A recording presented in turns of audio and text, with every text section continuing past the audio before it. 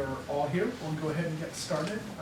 Welcome to the meeting of the Columbian Editorial Board. I'd like to welcome the candidates for Clark County Prosecutor, Challenger Josie Townsend, and incumbent Tony Golick. Hope I'm pronouncing this correctly. I also would like to introduce reporter Paris Aiken. She will be sitting in. She will not be asking questions in this meeting, but she might want to speak with you afterwards when we get done here. And just so you know, we are filming this and recording it for use on our website, and we will be posting the entire meeting. Great. We'll move along. I will be moderating the meeting, and let's try to keep answers on topic, and so we can move quickly and get some information and get this done. I'd like to start with some candidate statements. If you would tell us in just a minute or two why the people of Clark County should elect you, and we'll start with the challenger, Josie. Thank you.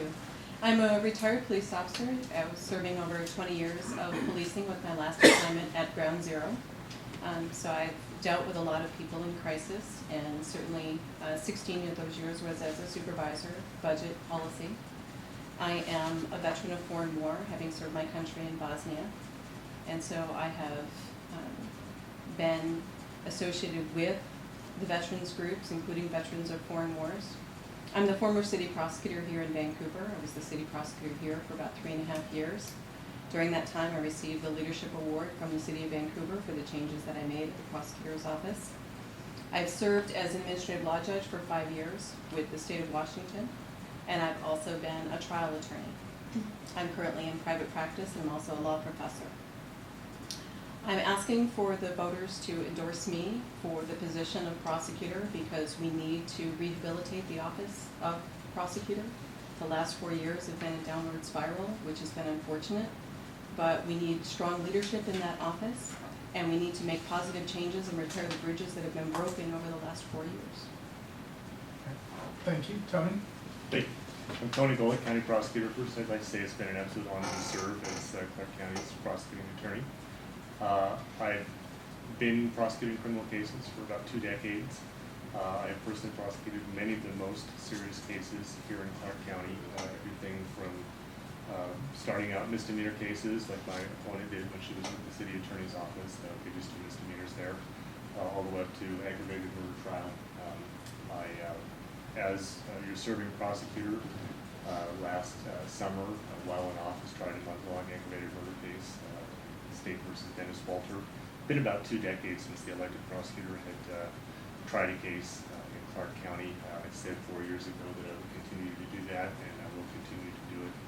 I also plan to prosecute Mr. Sapp, myself, the individual that shot Officer Cottrell in the street here in Vancouver before he took his life, but I took that case myself and plan to take that case to trial.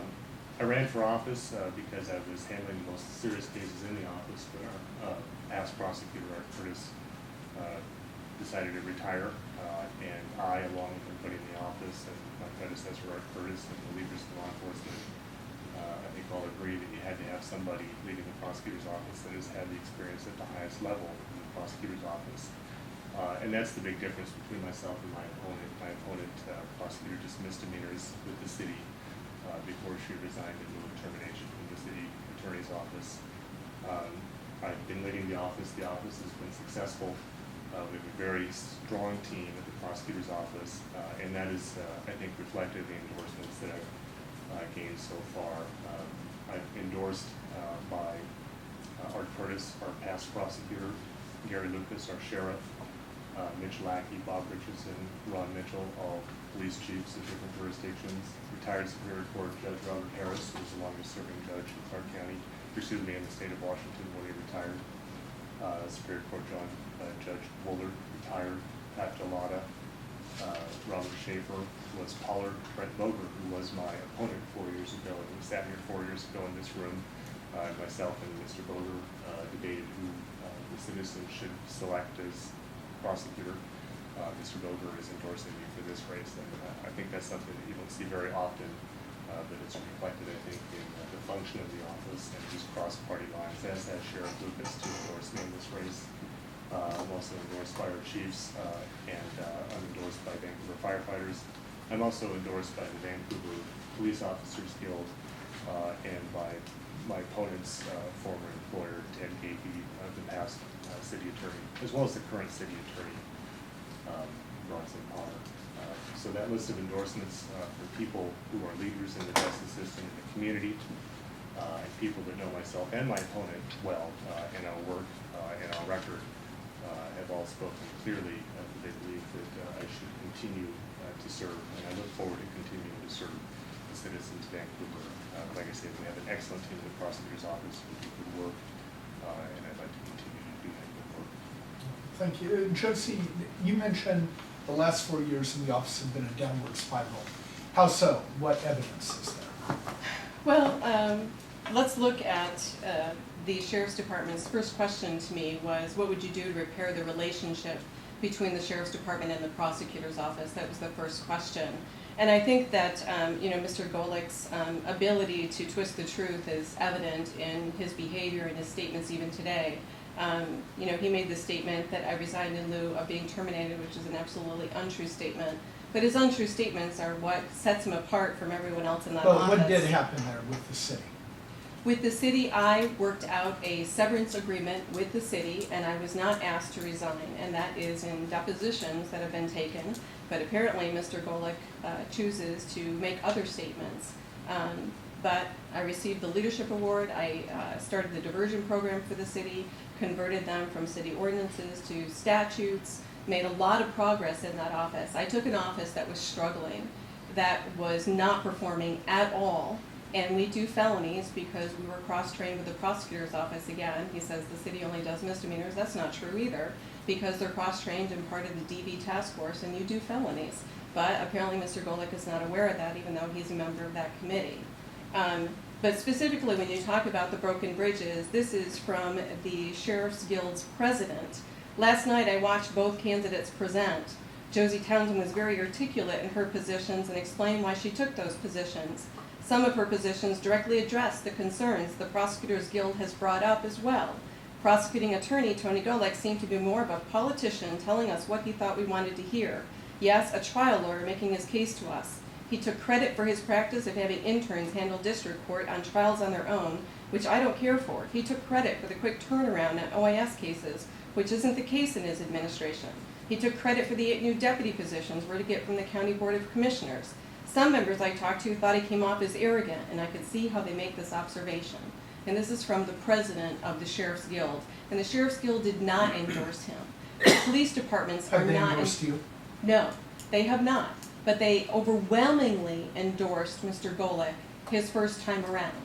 And the position that they're in is one of, we don't want to step on toes. We know that this is going to be a hot race. But the fact that these departments are not endorsing Mr. Golick speaks volumes to the fact when they did the last time. Mr. Golick has had to kind of cover up the bottom of his signs because the bottom of his signs used to say endorsed by law enforcement. They don't say that anymore, and he's got 3 small Golick signs across the bottom to cover that up because he knows he's not endorsed. He wasn't endorsed by the Vancouver Police Department. He's endorsed by 4 people that served on a board. He was not endorsed by the line people. So the people that work with the prosecutor's office, the entire police department of Vancouver, are not endorsing Mr. Golick.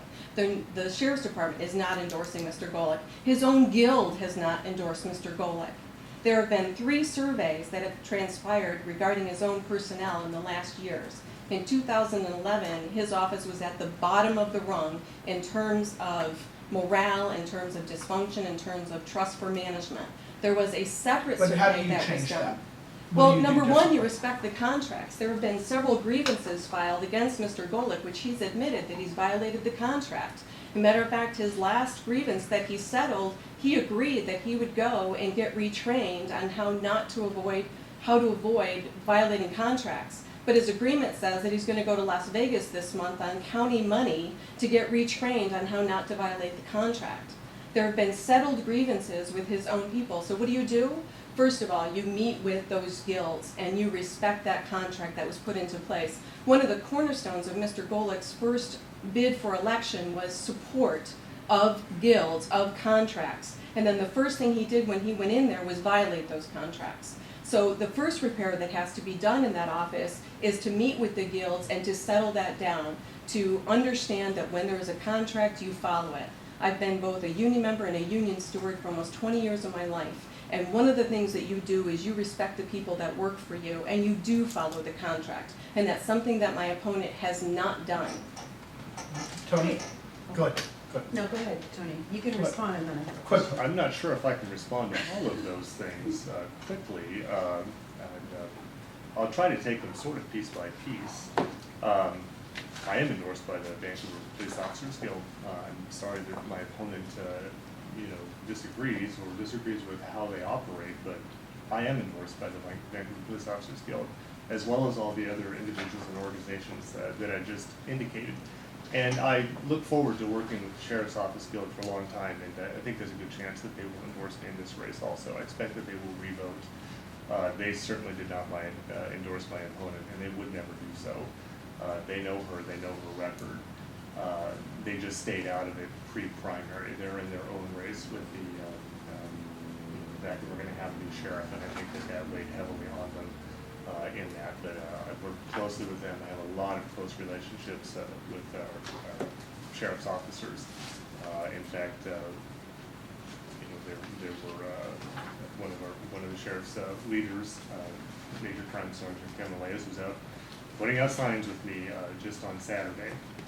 I have law enforcement support. I could easily put law enforcement supports on my campaign signs again. Maybe I will. I thought it was more important in this race to make it clear that I'm the incumbent. I guess everyone has a different idea about what's important on campaign signs, but that was a decision I made so far in this. I may very well put law enforcement supports on my campaign signs because it would certainly be warranted. They do support me. And chiefs support me. The sheriff supports me. Retired judges support me. Only retired judges can support. And none of these individuals, I mean none of these groups, have endorsed my opponent, and I don't expect that any of them will. I've seen the termination letter that Ted Gaethje signed terminating my opponent's employment with the city attorney's office. Apparently she was allowed to resign in lieu of termination, but it's not hard to find online. I would expect that several of you have probably looked at it, and I'm sure that Paris has done her due diligence and seen that termination letter signed by Ted Gaethje. Lawsuits follow my opponent. When she left the New York State Patrol, she left filing a lawsuit against the New York State Patrol. She was a police officer in New York, not here. And then she came all the way across the country to the city attorney's office. Lawsuits filed her while she was at the city attorney's office.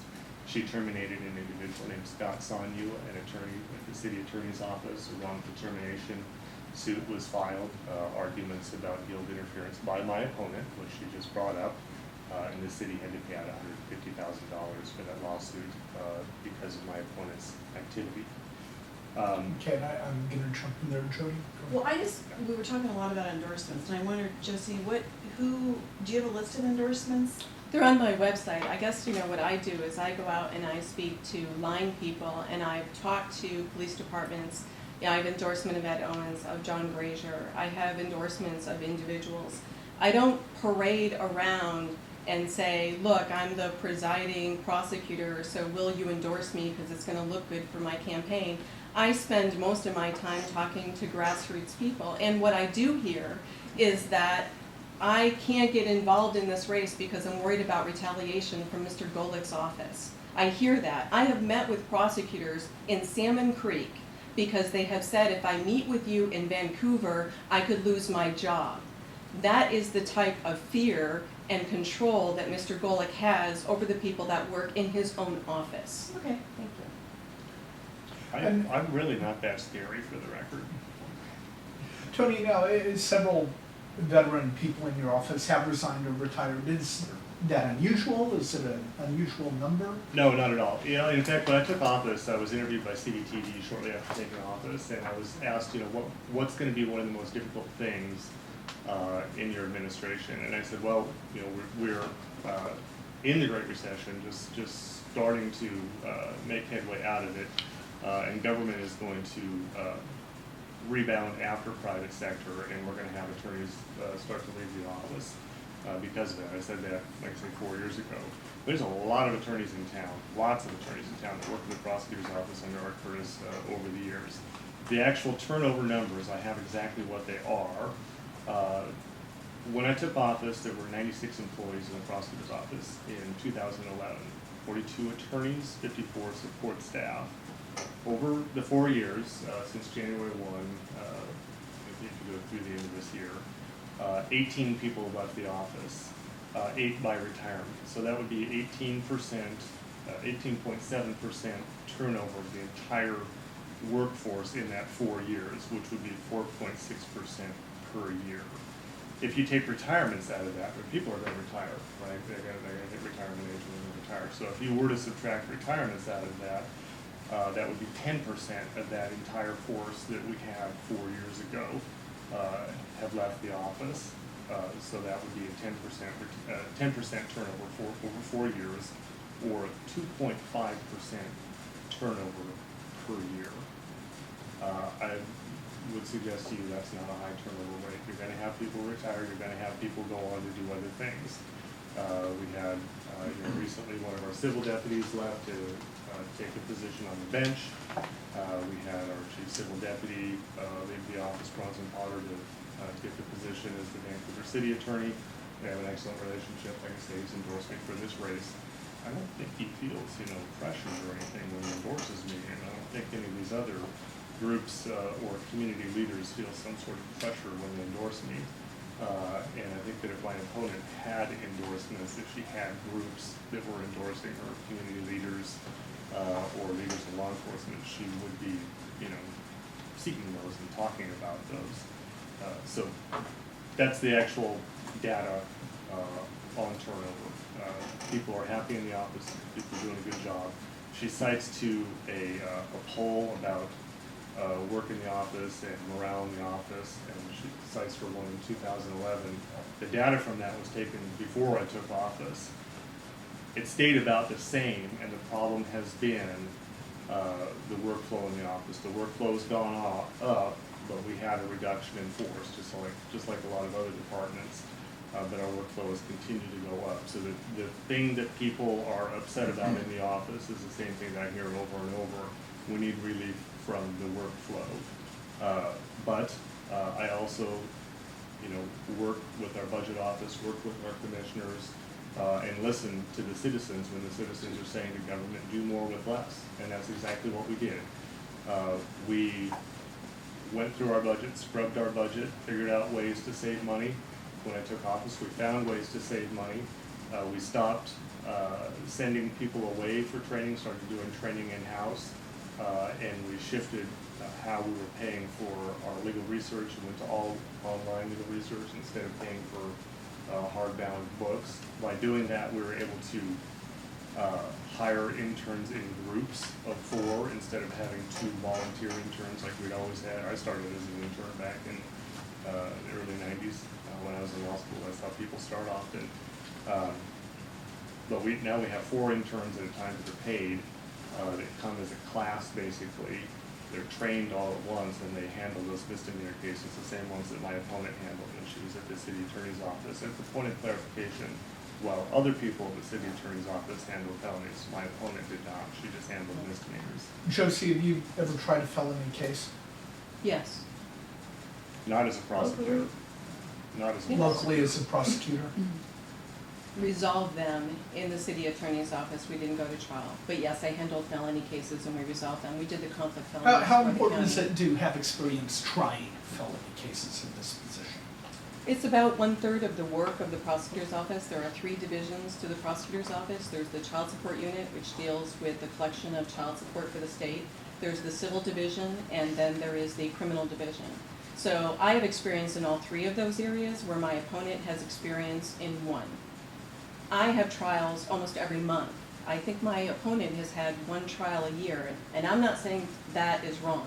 I'm saying that the position of the prosecutor is policy, budget, and management, and that's where my opponent has failed. One of the reasons I myself endorsed Mr. Golick the first time around, he was, and probably is, one of the best trial lawyers that I know. But he is a horrible manager of people. He is a bully when it comes to managing people. And I want to respond to when he says people retire. Mr. Michael Dodds, who would agree to come back if I was the prosecutor but won't work for Mr. Golick, specifically said in his resignation, "I've been looking at early retirement as an option, leaving my lifetime career.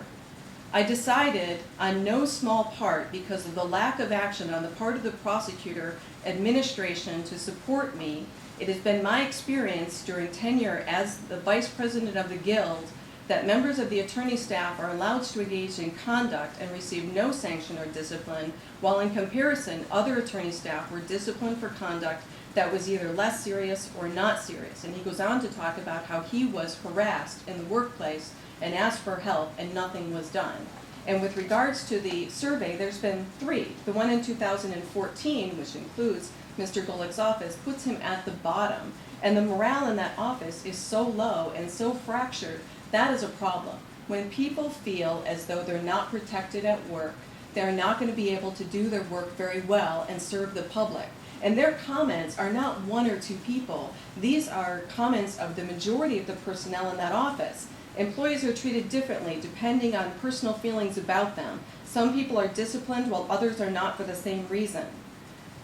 Micromanages and does not show trust that employees know their job.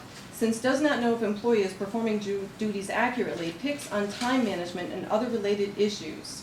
Tells individuals what they want to hear while telling different information to others regarding the same subject. It goes on for 10 pages of comments about the dysfunction that occurs in that office. And the fact of the matter is that as a prosecutor, your job is to seek justice. And one of the main reasons that I chose to run against Mr. Golick was his prosecution of innocent people when he knew that they were innocent and filed charges anyways. And I think that as a prosecutor, that is shameful and should not be done. And that's happened in this administration. It's happened more than once. Now, you mentioned that as one of your reasons for running, but you didn't file until the last minute. When did you decide to run? I decided to run. My decision was made that day. It was a very hard decision to make because there had been warnings given that this would be a race where there would be no holds barred. So whoever ran against Mr. Golick had to be prepared to be smeared, had to be prepared to go out there and put themselves out there because, number 1, you're running against an incumbent, but number 2, that he would ravage any opportunity that he could, and he does. He does. He takes every opportunity to try to embarrass me or anybody who supports me. But the bottom line is he can't hide from the fact that he charged Mr. Plotke with a crime he didn't commit when he knew he didn't commit it, when he had evidence that he didn't commit it, and he filed the charges anyways, and then he hid the evidence for 1.5 years from defense counsel. And to be honest, we can't get into specific cases here. We don't have time for that. Josie, let me ask you something here. You had just noted that you feel like Tony will smear his opponent. Do you think you're smearing Tony at all? I think that I am exposing the underbelly of that office a great deal. Yes, I do. I believe that it's necessary for the public to know when their public prosecutor is prosecuting cases against innocents that that's a problem. And yes, I think that it's fair when the surveys come out from the employees, the majority of his personnel are saying that we can't work here and it's a problem. But No, you're, it's but you just are, not but, accurate. but you are doing what you're accusing him of doing. You are smearing him. Okay. And I'm going to ask this to both of you. Start with you, Joe, if that's okay. I'm sorry, Joe. How do you describe your personality? Aggressive. I think that I'm strong and I'm tough, and I think that as a trial lawyer, that's what you need to be. But I also think that as a manager of people, I have a good reputation for bringing people up and giving them growth and opportunity. So you think with your aggressive personality that this will help the morale at the office? No, that's 2 different things. I think as a trial lawyer, I'm aggressive. I think that you have a different personality. What's your personality in the office? My personality in the office is very easygoing. It's very different than my trial persona. And the people who have worked with me and for me would tell you that I'm a team builder, Okay. that I'm a teacher, and that I provide opportunities for people to grow and to change. Okay, how do you describe your personality? I'm known as an easygoing person, a likable person, a person that is interested in other people and their feelings. I believe that in large part I've been very, very successful because of my kind personality. I do have a hard job. You know, we have over 100 people in the office now. It's difficult to hear, for me, frankly, that anybody's upset with how things are going in the office. But when you have a large office, any administrator will know that when you have 100 employees, there are going to be some that, you know, no matter what you do, they're not going to be happy. And you're going to have, you know, a couple people that are going to be upset with any administration, no matter how good the administrator is. Those are the facts of life. You know, I've tried the biggest, heaviest cases, aggravated murders, horrible cases, prosecuted gang leaders. These are very, very difficult, intense cases, but something that seems to occur regularly at the end of the case is myself and my opponent, opposing counsel in that case, shake hands, support each other, and by way of example, you know, I talked about the aggravated murder trial that I tried last summer. It took a month in Judge Lewis's courtroom.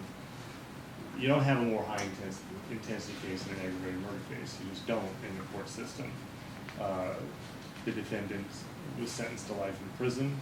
It was a very contentious case, but the defense attorney in that case, Teresa LaValle, she's the president of the local indigent defense bar, she's endorsed me for this race.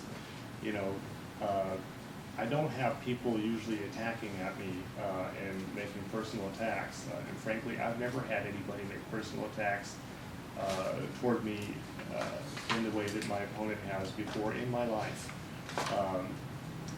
Her tactics are troubling.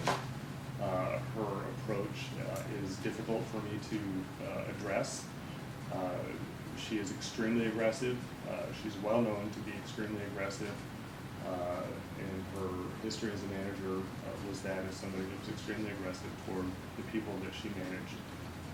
And none of them supported her for this race. They've supported me. And let me jump, since we're talking about personality, Josie, 2 years ago, when you ran for Superior Court Judge, a survey of the Clark County Bar Association gave you very low marks for items such as temperament, integrity, and relevant legal experience. Why do you think that is? I believe that I came out third in that survey, and so a lot of times. And let's see, for judicial temperament, 50% of the Clark County Bar Association That rated voted. you not qualified. That- That voted in that And survey. that was integrity, 49% said not qualified. Legal experience, 41% said not qualified. Is that fair? I think that the fact that we had 47 out of 495. There were 188 Okay, votes in I was this gonna survey. say, because there was one that was 47 that was votes. So we have 495 attorneys. And so 188 vote, and it ends up being a split. What we end up doing as a survey is you pick the person that you want and you put them at number one, and then everybody else gets the other vote. So I believe that there was a qualified person that was ahead of me on that. And I think that's the way that we vote. It's the way that the survey is done. Well, the survey had different categories like extremely qualified, somewhat qualified, not qualified Correct, on each of those categories. correct. Yeah, just to clarify, I know exactly how it was done. I've voted in those surveys for years, and you're absolutely right. In 2012, 49% of those roughly 200 lawyers that voted, 49% said that she was not qualified in integrity. And then this year, there was another poll, and it was 54% said that she was not qualified in integrity. So I'm going to get back, why do you think that is? Well, I think that there are certain areas that when you put your name in, that the people who want the person, that what they will do is they will check the box that says highly qualified, and then for everybody else, they'll put not qualified. So it's the way that they vote. So if I want this person to win, you can only have one person at the top. Under everything else, they put not qualified. So the it's how we poll's vote. skewed then, The you're poll, saying. the poll can easily be skewed, that's I've never correct. voted like that. Well, I don't think other people do either. Do you vote like that when you vote in those polls? I generally do not vote in those polls because they can be skewed, for that very reason. Because it's not a true and accurate vote, and because we cannot get the membership to vote. We have almost 500 attorneys, and it's very difficult to get them to even send in the ballots. I would be in favor of an electronic ballot, because I think you would get a more accurate result. With regards, however, to how easygoing my opponent is, I want to respond to that.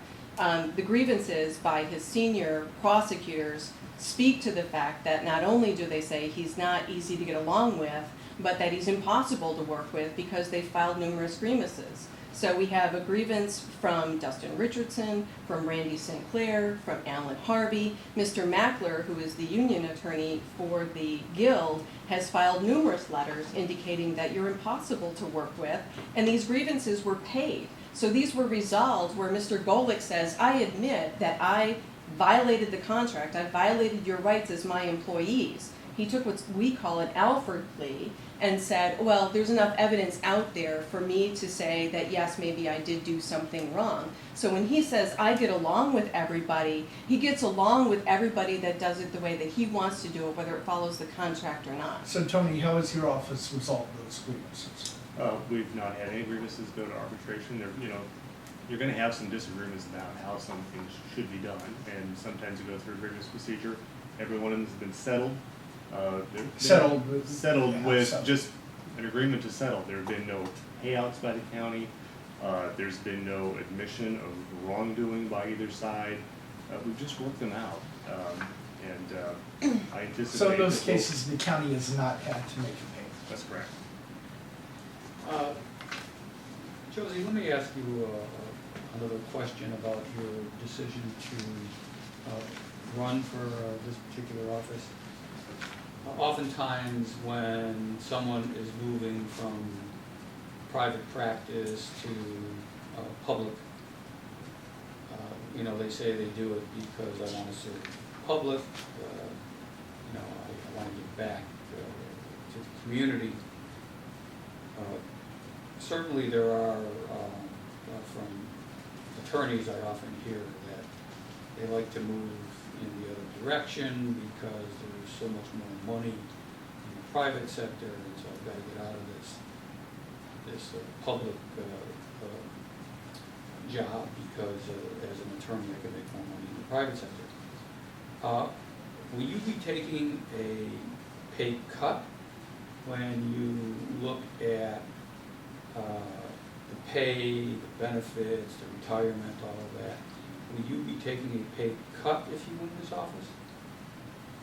Now, I think that depends, I guess, on how you rate the amount of hours that you have to work to the pay. Well, let's not do But, that. Let's just- but you understand what I'm let's saying? Let's just say with the bank accounts. No, I think that, as a retired police officer, I receive a pension.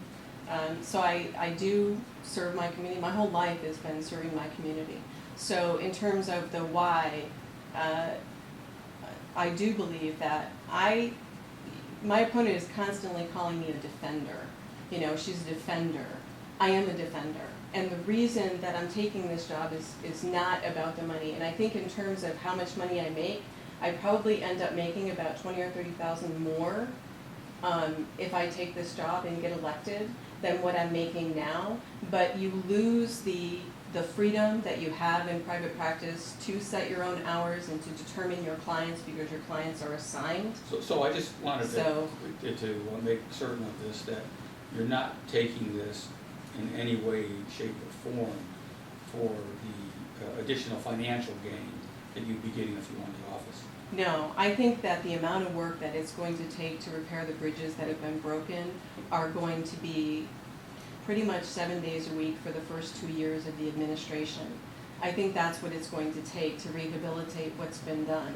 And so the sacrifices that have to be made need to be made. And when he asked, why are you running? Because I don't like bullies. I don't like people who pretend to be nice guys and aren't nice guys. Mr. Golick has not been a nice guy in that office, and he has treated his people very badly for the last 4 years. He's treated the police departments very badly for the last 4 years. And it's been a downward spiral. And as much as he would like to come out here and say, I'm a nice guy and I'm finding it hard to fight Ms. Townsend about what she's saying, he can't fight the truth about what he has done to that office. And it's been very, very bad for the public. I mean, we got kicked out of the risk pool. That case was offered to be settled for $9.8 million, and we got hit for $34.5 million under Northrop Davis case, and that was under his administration. The sheriff's deputies have fired his office from representing them in the most recent lawsuit. So we have police officers right now who fired Mr. Golick's office and hired private counsel rather than use the civil attorney's office that we have. He says that we've had low turnover. 6 out of 7 of the civil attorneys have left. Almost all of the senior prosecutors have left. People that are career prosecutors that Art Curtis spent 29 years getting to come and stay in that office. And you know what? I've talked to them, and they will come back if he's not there. And that says something to me. So he might say a lot of things about me. I might not be the softest person you've ever met in the world, but you know what? When the senior prosecutors say, but we'll come back and work for you, Josie, we're not going to work for him, that says a lot. Because if you want to count me down and not being perfect, I'm not. But I know I can do a better job and not abuse people the way that my opponent has. A little out of maybe your wheelhouses, but I'll ask both of you. Josie, how do you plan on voting on the charter?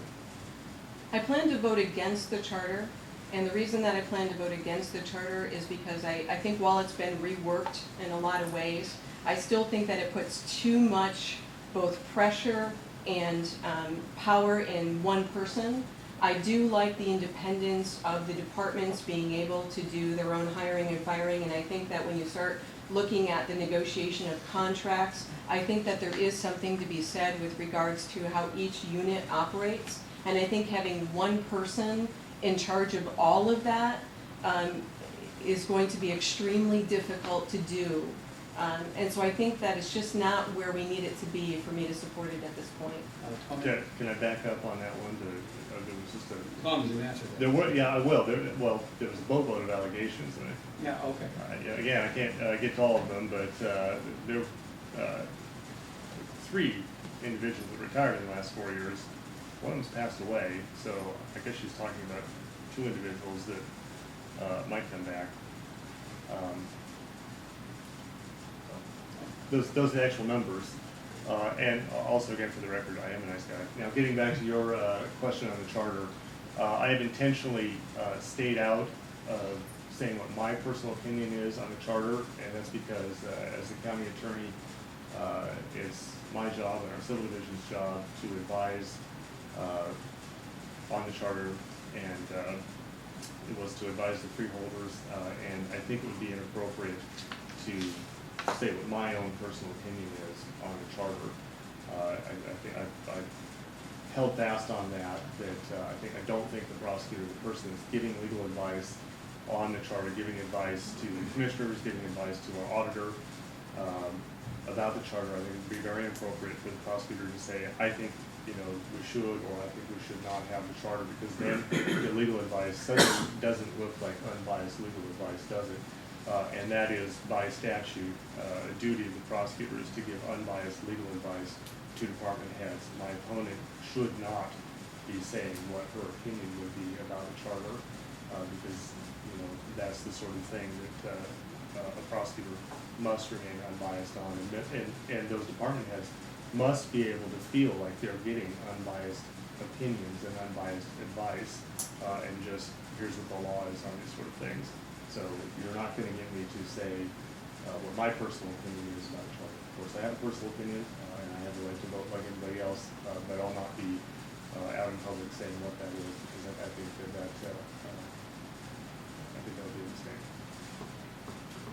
A quick question on the budget. You talked in your material about efficiencies. What was the budget in total for your first year, and what is the budget this year? What's happened budget-wise? The budget has remained about the same since I've been in office. We've added one position from the general fund. So the change that we made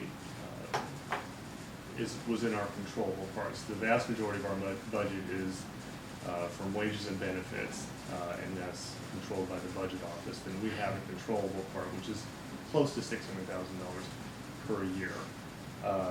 The big change, and that's roughly the same for the 4 years that I've been in office. There haven't been any big changes.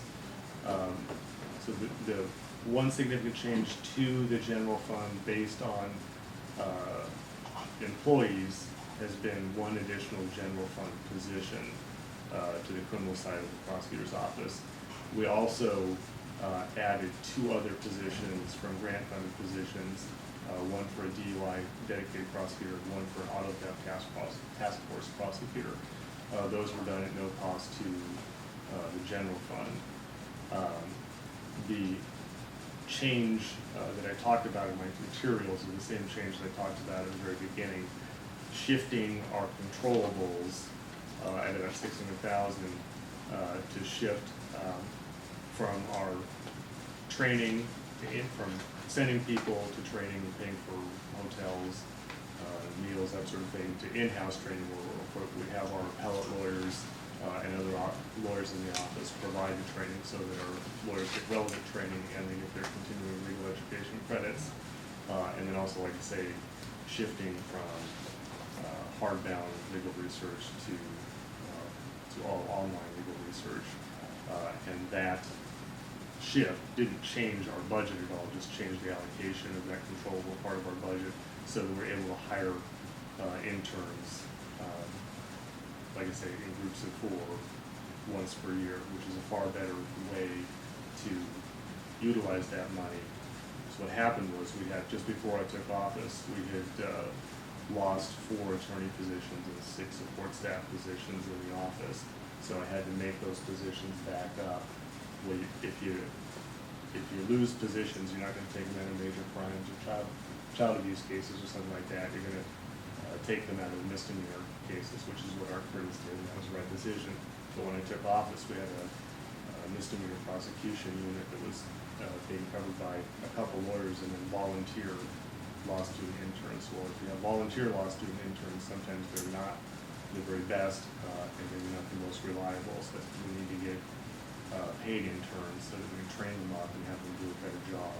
Now, yeah, some people would like to have just all lawyers doing that, but if we just had all lawyers, we'd have to get 4 more positions out of the general fund, which is just 4 more to cover those positions. So it's a very fiscally responsible way to do it. They can do the same kind of cases. Like I say, that's how I started my career as a prosecutor, was as an intern.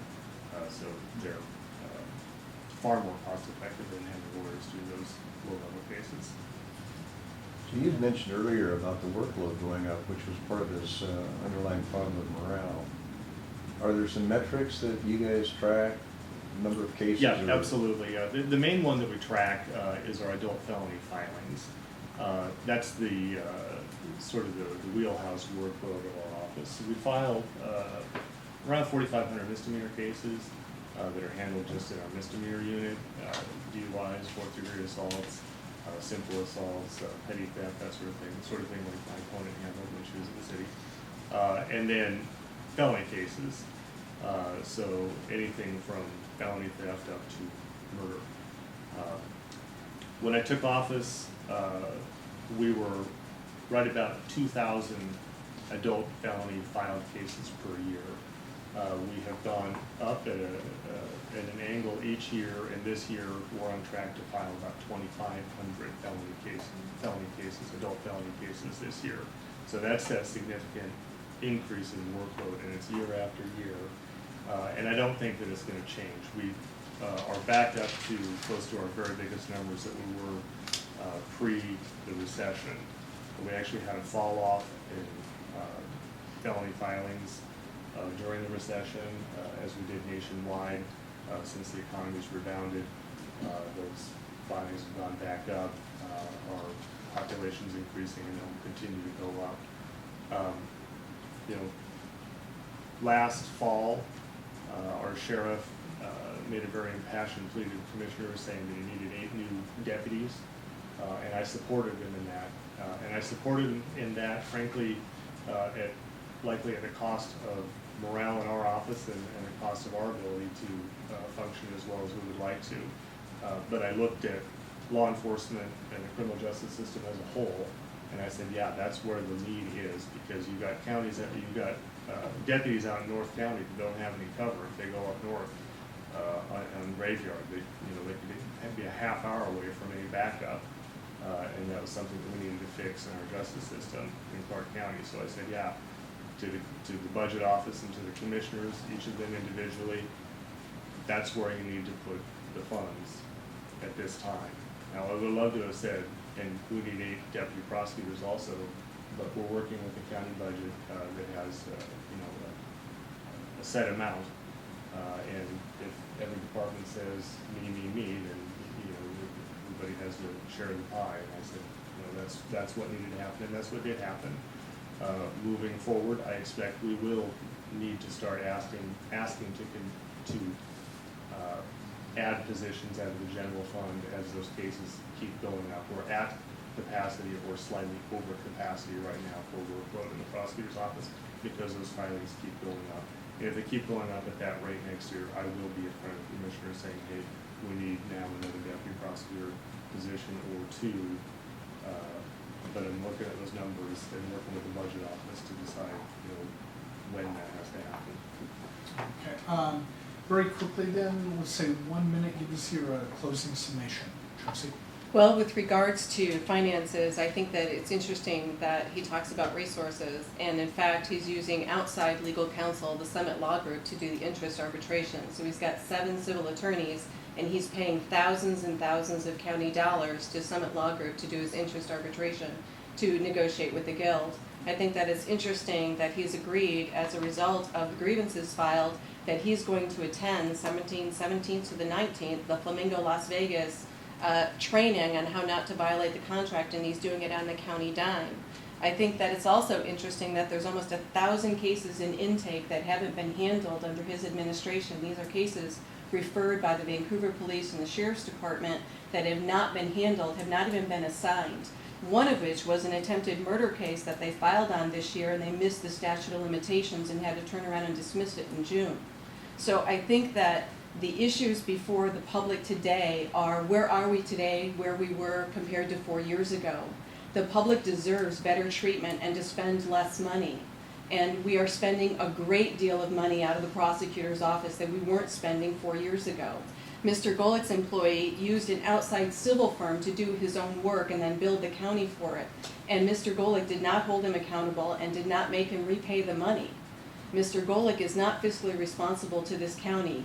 And Mr. Golick is not serving the people of this county or the community. We need change in that office. We need to have somebody who will make people come to work, but will also respect them once they do come to work. And so that we can start serving the community again. We need strong leadership in that office, and we just don't have it. Mr. Golick has failed. Tony? First of all, not going to the Flamingo this month. Again, by agreement with the Guild, we're not going to go to Vegas. I'm really not a big Vegas guy, so we might do a training sometime in April, maybe up in Seattle, and just do a training here. Look, I've been doing work in the prosecutor's office for my entire professional career. I've been dedicated to this work my entire life. I believe in public service. I believe in the work we do in the prosecutor's office. I believe in the people we have in the prosecutor's office. My opponent has a sort of an attack dog tactic in this campaign. She makes a lot of allegations that are just absolutely untrue. We don't have 1,000 cases sitting around in the prosecutor's office. We have about the same cold intake, actually probably quite a bit less cold intake, which is cases coming in for review, than we generally have in the prosecutor's office. We're doing a good job in the prosecutor's office. People that commit crimes are held accountable. Vancouver is a good place to live, and that's in large part because of the good work of the people in the prosecutor's office and the work that they do and that we do in cooperation with the community and with law enforcement. This list of endorsements that I went through at the beginning, I think that should be very telling because, you know, my opponent can sit here and say all sort of horrible things about me. Again, I actually am a nice guy. You know, and I can sit here and defend him but I think it's really telling for people to pay attention to the endorsements from the people that actually really know. People like Judge Harris. I tried the last case that he ever had as a Superior Court judge. It was a cold case murder case that he came back actually from retirement and heard. He knows my work well. He knows about what I've done. He follows the office closely, and he knows about my opponent. He's endorsed me. Sheriff Lucas. Sheriff Lucas is a Republican. He's been in office for 24 years now. He knows all about the work we do in the prosecutor's office. He knows all about me. He knows about my opponent. He's endorsed me. Ted Gapey, Vancouver City Attorney, served for a long time. He's my opponent's boss. You know, he knows the work that I've done. We work together. He did all this, the civil stuff on the city side. You know, I led the civil stuff on the county side. He endorsed me. Brent Boger, 4 years ago, ran against me, past chair of the Republican Party, the GOP nominee for this office 4 years ago. Worked as my opponent at the city attorney's office and has endorsed me. Royce Pollard was the mayor when my opponent worked at the city attorney's office. Knows her well, knows me, endorsed me. You know, these are folks that they know the system, they know me, they know my opponent, they know who the right person is for the job. I look forward to continuing to serve. I look forward to continuing to do a good job. I look forward to continuing to help to make sure that Vancouver, Clark County, is a good place to live. All right, well, thank you both. Thank you.